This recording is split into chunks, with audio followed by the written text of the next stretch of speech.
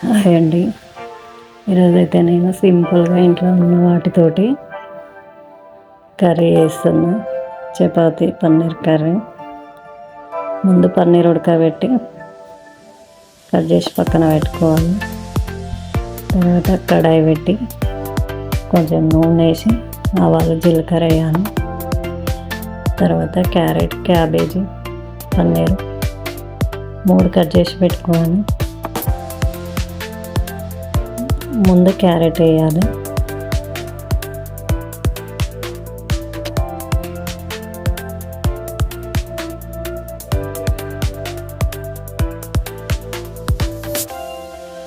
Carrot కనుక 2 నిమిషాలు మగ్గనియాలి.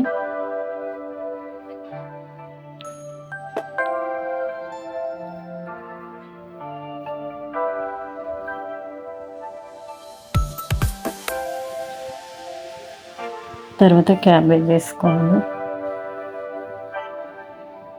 అదొక 2 నిమిషాలు మగ్గినాక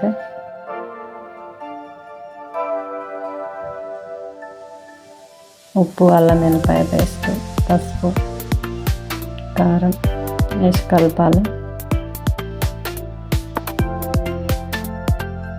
కలిపి లాస్ట్ పన్నీర్ ముక్కలు వేయాలి.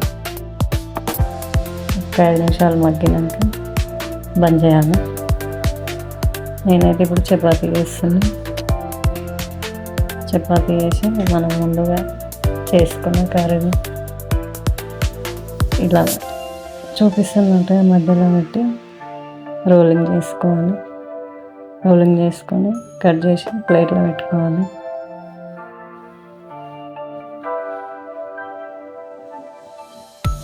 ఈరోజు అయితే ఎవరైనా అన్నం అయితే తింటలేరండి సాయంత్రం పూట.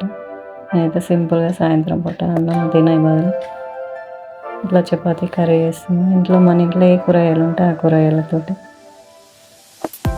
మనం ఇట్లా చేసుకోవచ్చు. తెలిసిన వాళ్ళైతే నచ్చితే లైక్ చేయండి, తెలియని వాళ్ళైతే ఇలా వేసుకొని తినండి.